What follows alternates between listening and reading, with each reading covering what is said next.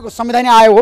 हैन काम त गरे संविधान निकाय हो अख्तियारलाई मैले भनेको थिएँ घसघस्याकै मैले हो अख्तियारलाई अख्तियारको प्रमुख प्रेम राईलाई मैले बारम्बार भनेको थिएँ भ्रष्टाचारीलाई कारबाही गर्नुहोस् भ्रष्टाचारीलाई कारबाही हुनुपर्छ भनेर मैले बोले हो जोसुकै होस् तपाईँले त्यतातिर नजोड्नुहोस् त्यो अख्तियारको कुरा हो जसलाई पनि मुद्दा लाउँदै हिँड्ने र ठुलो मान्छे यही हो भन्दै प्रचार गर्ने हो भने राज्य व्यवस्था सिद्धिन्छ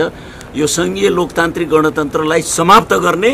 एक थरी सडकमा उत्रिरहेका छन् तिनैलाई नै मलमद्दत गर्ने गरी काम भइरहेको जस्तो पनि लाग्छ कोही पनि प्रधानमन्त्रीहरू बत्नेवाला छैनन् र अर्को कुरा कुनै पनि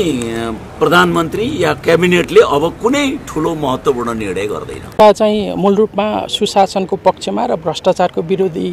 पार्टी त्यो प्लेटफर्ममा उभिएको राजनीतिक दलको हिसाबले जुनसुकै पद जुनसुकै व्यक्ति भए पनि उहाँहरूमाथि छानबिन हुनुपर्छ र भ्रष्टाचार गर्नुभएको छ भने न्यायिक निरूपण हुनुपर्छ भनेर हामीले लामो समयदेखि उठाइरहेको मुद्दा नै हो र पछिल्लो कालखण्डका सबै काण्डहरू छानबिन हुनुपर्छ न्यायिक छानबिनै हुनुपर्छ भन्ने कुरा उठाइराखेका थियौँ र यो कुरालाई यसरी एउटा न्यायिक निरूपणको बाटोबाट कुनै पनि राजनीतिक प्रभावबाट मुक्त भई गरिएको छ भने त्यो विषयलाई हामी स्वागत नै गर्छौँ आज यसले चाहिँ अब नेपालको राजनीतिमा कुनै पनि व्यक्ति कुनै पनि पार्टी कुनै पनि पद छानबिनको दायराबाट मुक्त हुन सक्दैन भन्ने मानक चाहिँ स्थापित गरेको छ राजनीतिक प्रतिशोध यसमा छ नै प्रश्न छ तपाईले भनिहाल्नुभयो ओलीको निर्देशनमा यो भएको ठ्याकै हो त्यो अवस्था हो त्यो त तपाईले भन्नुभएको मैले भनेको छैन अनि तपाईहरुको पार्टीले नै भनिसक्यो पार्टीका नेताहरूले भनिरहनु भएको छ जसले भनेको उसलाई सोध्नु न मलाई नभन्नु तपाईले भन्नुभयो भन्नुहुन्छ तपाईको प्रश्न गर्ने के हो हैन तपाईहरुका नेताहरूले तपाईले नेता जसले भन्यो उसलाई सोध्नु न उसलाई भन्नु न आयोगको क्षेत्राधिकार भन्दा बाहिर गएर गरेको छ अधिकारको क्षेत्र हुन्छ नि उसले कुन कुन क्षेत्र हेर्ने भनेको छ नि ऐनले भनेको छ त्यो तपाईले ऐन हेर्न सक्नुहुन्छ ऐनले उसलाई जुन क्षेत्राधिकार तोकेको छ त्योभन्दा बाहिर गएको छ ऐनको क्षेत्रमा उसको क्षेत्राधिकारमा चाहिँ मन्त्री परिषदको निर्णय हेर्ने छैन यो प्रष्ट कुरा राज्य व्यवस्थामा अहिले त्यो पनि विचाराधीन त्यो विचाराधीन संशोधनका निम्ति भएको हो हामीले राष्ट्रिय सभाबाट मन्त्री परिषदका निर्णयहरूलाई पनि केही विषयहरूलाई चाहिँ अख्तियारको क्षेत्राधिकारभित्र राख्नुपर्छ भनेर भनेको थियो यहाँ चाहिँ अड्केर बसेको छ प्रतिनिधि सभा आएर अड्केर बसेको छ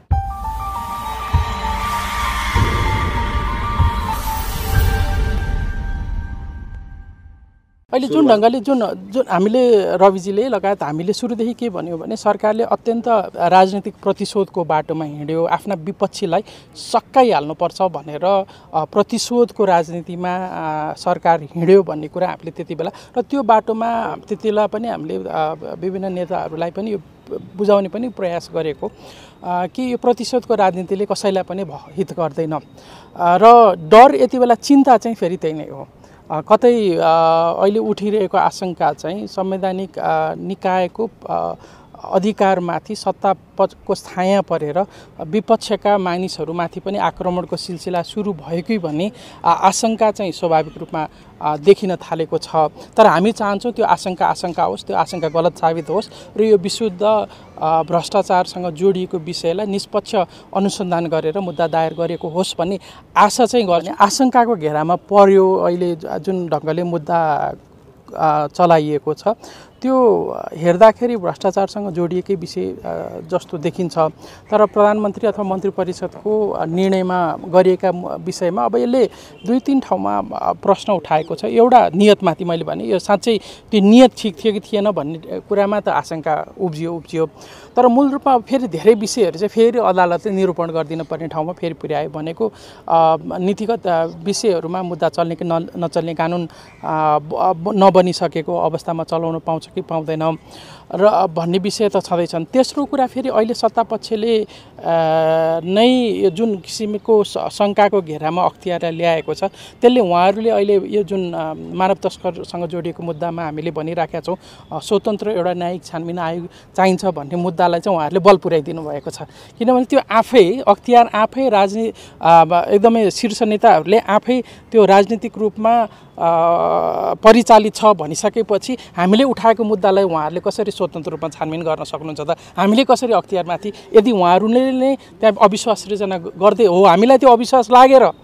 हामीले चाहिँ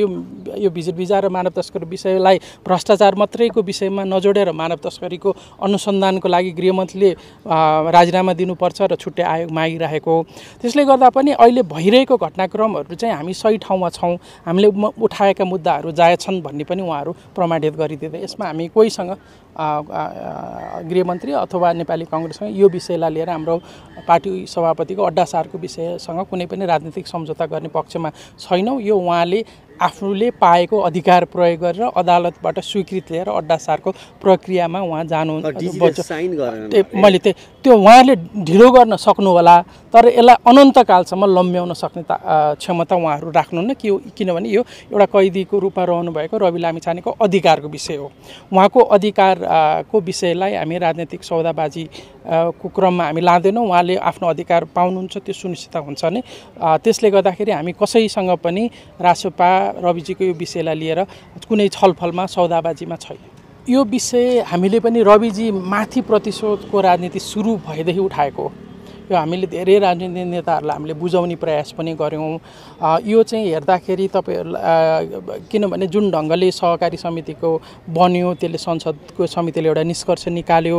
त्यसमा सहकारीमा रविजी संलग्न हुनुहुन्न भनेर त्यो समितिले भन्यो, त्यसका बावजुद पनि कम्पनीमा भएको संलग्नतालाई लिएर जबरजस्ती सहकारीको मुद्दा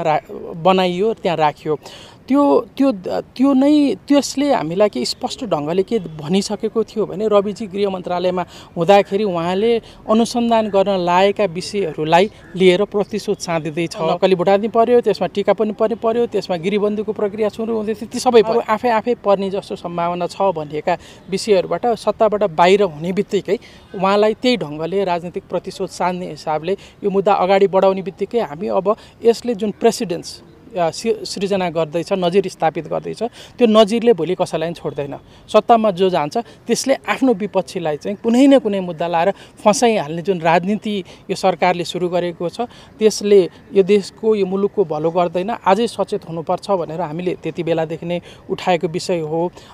र त्यो चाहिँ आज दुर्भाग्यवश यो विभिन्न क्रममा यो देखिरहेको छ र त्यसमा झन् संवैधानिक निकायमाथि पनि प्रश्न उठ्ने गरेर हुनु चाहिँ अत्यन्त चिन्तापूर्ण कुरा चाहिँ हो। यो सत्य होइन, त्यो गगनजीको विषय चाहिँ अलि असत्य हो। नेपाली काङ्ग्रेससँग यो भिजिट भिजा र मानव तस्करीको विषय जसरी हामीले उठाएका छौँ र त्यसको कारणले संसद अवरुद्ध छ, त्यसको विषयमा पार्टी उपसभापति डाक्टर स्वर्णिम वाग्ले, हाम्रो प्रमुख सचेतक सन्तोष परियार र नेपाली काङ्ग्रेसका उपसभापति पूर्णबहादुर खड्का, उताका प्रमुख सचेतक श्याम घिमिरे र ज्ञानेन्द्र कार्की बीच आज यही विषयमा संवाद भएको र हामीले हाम्रो तर्क र आफ्नो अडान स्पष्ट रूपमा राखेर बुझाएर पठाएका छौँ। विशेष गरी मूल रूपमा उहाँहरूले यो विषयलाई चाहिँ सामान्य गृहमन्त्रीको राजीनामा अथवा मात्रै मागिरहेछ र यो चाहिँ अख्तियारले छानबिन गरेको, संवैधानिक निकायले छानबिन गरेको विषयमा किन अर्को आयोग चाहियो भन्ने उहाँहरूको पोजिसन थियो। त्यसलाई चाहिँ हामीले के भनेका छौँ भने यो एयरलाइन्स, म्यान पावर, विदेशी दूतावासका संलग्नतादेखि कर्मचारी र राजनीतिक नेतृत्वको संरक्षणसम्म रहेको भनिएको यो विषय सामान्य यो अख्तियारले हेर्न सक्ने मुद्दा होइन, घुसखोरीको र भ्रष्टाचारको मुद्दा होइन। यसमा दशौँ हजार नेपालीहरू पीडित हुनुहुन्छ, विदेशमा अत्यन्त अप्ठ्यारो ठाउँमा पुग्नु भएको छ, मान्छेहरू बेचिनु भएको छ, त्यस्तो सूचना, त्यस्तो इमेलहरू हामी कहाँ आएका पनि छन्। त्यसलाई चाहिँ हामीले सामान्यकृत नगरिदिनुहोस्। यो त मानव तस्करीको विषय पनि सामान्यकृत हुन्छ र यो विषय त कसरी अख्तियारले हेर्न सक्छ? त्यसले गर्दाखेरि त्यो गम्भीरता तपाईँहरूले लिनुपर्छ भनेर हाम्रो आफ्नो पोजिसन राखेर पठाएका छौँ र आजको संवाद चाहिँ त्यही विषयमा